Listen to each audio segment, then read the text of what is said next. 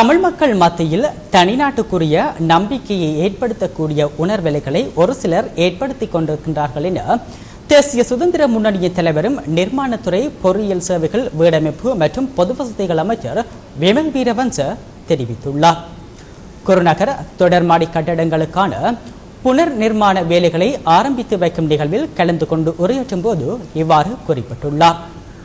இவ்வாறானதொரு நிலைமை மீண்டும் தமிழ் மக்கள் மத்தியில் ஏற்பட்டால் அந்நிய சக்திகள் சமாதான தூதுவர்கள் என்ற பெயரில் எமது நாட்டின் எமது மக்களின் சுரண்டி செல்கின்ற சந்தர்ப்பத்தை உருவாக்கி கொடுப்பதாக அமையும் என அமைச்சர் விமல் வீரவன்ச மேலும் தெரிவித்துள்ளார்.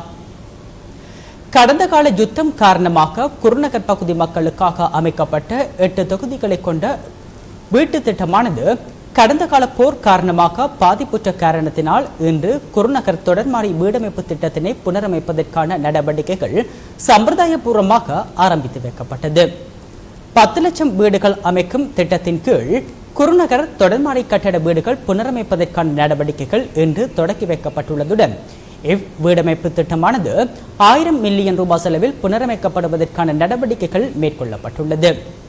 இத்திட்டம் 9 மாத காலத்திற்குள் புனரமைப்பு செய்யப்பட்டு மீள மக்களிடம் கையளிக்கப்படும் என்றும் அமைச்சு அறிவித்துள்ளது.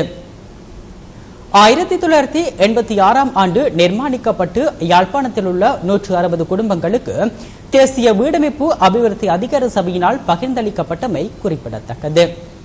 இன்றைய நிகழ்வில் பாரம்பரிய கைத்தொழில்கள் மற்றும் சிறு தொழில் முயற்சி அபிவிருத்தி அமைச்சர் KN டக்ளஸ் தேவானந்தா, நாடாளுமன்ற உறுப்பினர் சில்வெஸ்ட்ரி அலன்ஸ்டீன், நிர்மாணத்துறை பொறியியல் சேவைகள் வீடமைப்பு மற்றும் பொது வசதிகள் அமைச்சின் செயலாளர் விமல் சி பெரேரா, செவன தேசிய அமைப்பாளர், ஆளுநரின் செயலாளர் இளங்கோவன், மாவட்ட அரசாங்க அதிபர் சுந்தரம் அரவிநாயகம், யாழ் மாவட்ட செயலக அதிகாரிகள் என பலரும் கலந்து கொண்டனர்.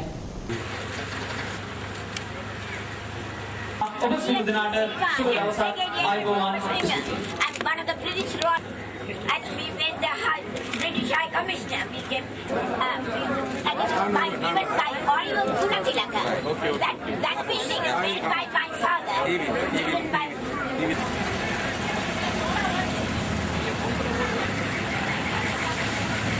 ඒ මගින් බලන්නේ නැවතත් දෙමළ ජන සමාජය තුල බලාපොරොත්තුවක් ඇති කරන්න වෙනම රටක් වෙනුවෙන් සටන් කරන්න පුළුවන් කියලා විශ්වාස කරන පිරිසක් නැවත දෙමළ ජන සමාජය තුල නිර්මාණය කරලා නැවත මේ රට අර අතීතය කරා අරගෙන යන්නයි මේ බලවේග වලට ඕන කරලා තියෙන්නේ. எனவே இவ்வாறான எதிர்ப்பு மற்றும் குற்றச்சாட்டு போன்ற செயற்பாடுகளை முன்வைத்து மீண்டும் அவர்கள் இங்கே இந்த இலங்கைக்குள்ளே இருக்கின்ற ஒரு சில மக்களுக்கு ஒரு நம்பிக்கை கொடுப்பதற்கான செயற்பாடுகளை கொண்டு வருகிறார்கள். அதாவது இந்த நாட்டிலே மேலும் தனிநாடு பற்றிய ஒரு போராட்டத்துக்குரிய வாய்ப்பு இருக்கிறது. அதைக்கான தூண்டுதலை தான் அவர்கள் ஒரு சிலருடைய மனங்களிலே ஏற்படுத்தக்கூடிய உணர்வு அலைகளை ஏற்படுத்திக் கொண்டிருக்கிறார்கள். அவ்வாறு ஒரு நிலைமை ஏற்பட்டால், அவ்வாறு ஒரு போராட்டம் மீண்டும் இலங்கையில் ஏற்பட்டதை போன்று ஏற்பட்டால் அந்த வெளிநாட்டிலே இருக்கின்ற அந்த சக்திகளுக்கு முடியும். சமாதான தூதுவர்கள் இந்த ரீதியிலே இந்த இலங்கைக்கு வந்து உங்களுடைய சொத்தையும் எங்களுடைய சொத்தையும் இங்கே இருக்கின்ற இலங்கை மக்கள் அனைவருடைய வளங்களை உறிஞ்சிக் கொண்டு செல்வதற்கான சந்தர்ப்பத்தை அவர்களுக்கு உருவாக்கி கொள்ள முடியும். எனவே நாங்கள் பாரிய நெருக்கடிகளுக்கு மத்தியிலும் பாரிய அர்ப்பணிப்புகளுக்கு மத்தியில் பெற்றுக் கொண்ட இந்த சமாதானத்தை விரும்பியோ விரும்பாமலோ புலிகள் இயக்கத்தில் இருந்த அனைவரும், அதே போன்று இந்த சமாதான சூழ்நிலை விரும்பாத அனைவரும், விரும்பும் அனைவரும், நாங்கள் அனைவரும் எப்படியோ அனுபவித்துக் கொண்டிருக்கின்றோம் என்பதை நான் இங்கே சுட்டிக்காட்ட வேண்டும். அதே போன்று இவ்வாறான ஒரு நிலைமை உருவாகவே நிலைப்பெற வேண்டும் என்பதை தமிழ் தேசிய கூட்டமைப்பின் பாராளுமன்ற உறுப்பினர்களும் விரும்புகிறார்கள். ஏன் தெரியுமா? அவர்கள் அநேகமானவர்கள் அதிக நாட்கள் வெளிநாடுகளிலேயே தங்கியிருக்கிறார்கள். சம்பந்தன் அவர்கள் பாராளுமன்றம் நடைபெறும் தினங்களில் மாத்திரம் ஒரு வாரத்துக்கு இலங்கைக்கு வருவார். இல்லாது போனால் அநேகமாக அவர் எப்போதுமே இருப்பது வெளிநாடுகளில் தான்.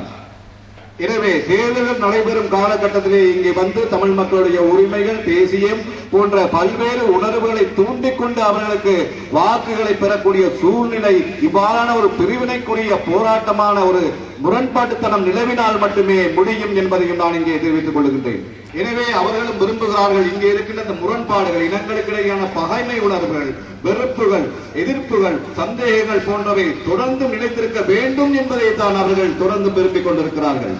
எனவே நாங்கள் இவ்வாறான முரண்பாடுகளை கடந்த காலங்களுக்கு விட்டுவிட்டு ஒற்றுமையை நாங்கள் எதிர்காலத்துக்கு கொண்டு செல்வோம். கடந்த காலங்களிலே பிரிவினைவாதம் மூலம் எங்களுக்கு ஏற்பட்ட வேதனைகள் தான் மிச்சமே ஒழிய வேறு எதுவுமே எங்களுக்கு இன்று எஞ்சியதாக இல்லை. எனவே இவ்வாறு உடைந்து சிதைந்து போயிருக்கின்ற கட்டிடங்களை ஒற்றுமையின் மூலமே மீண்டும் கட்டியெழுப்ப முடியும். அதே போன்று இந்த ஒற்றுமை மற்றும் ஐக்கியம் என்பவற்றின் மூலம் தான் முடியும். அதாவது கடந்த காலங்களில் பாதுகாப்பு தரப்பினர் இருந்த இல்லங்கள், வீடுகள், காணிகள் போன்றவற்றிலிருந்து அவர்களை அங்கிருந்து அனுப்பிவிட்டு அந்த வளங்களையும் சொத்துக்களையும் உங்களுக்கு மீது அளிக்கக்கூடிய தகுதியும் அந்த ஒற்றுமைக்கும் ஐக்கியத்துக்கும் மட்டுமே இருக்கிறது. எனவே இன்று நாட்டிலே கட்டியெழுப்பப்படுகின்ற ஒற்றுமை மற்றும் ஐக்கியம் என்பவற்றை புடிதோண்டி புதைத்து விடுவதற்கு யாராவது என்ன முயற்சிகளை மேற்கொள்கின்றார்களோ அவர்களுக்கு எதிராக எழுந்து நிற்கக்கூடிய பொறுப்பு உங்கள் அனைவருக்கும் இருக்கின்றது. ஏனென்றால் இந்த நாட்டிலே வாழுகின்ற தமிழ், சிங்கள, முஸ்லிம் மக்களுடைய எதிர்காலத்து நலன் குறித்து உங்கள் அனைவருக்கும் அந்த பொறுப்புகள் இருக்கின்றது என்பதை நான் இங்கே உணர்ந்து விரும்புகின்றேன்.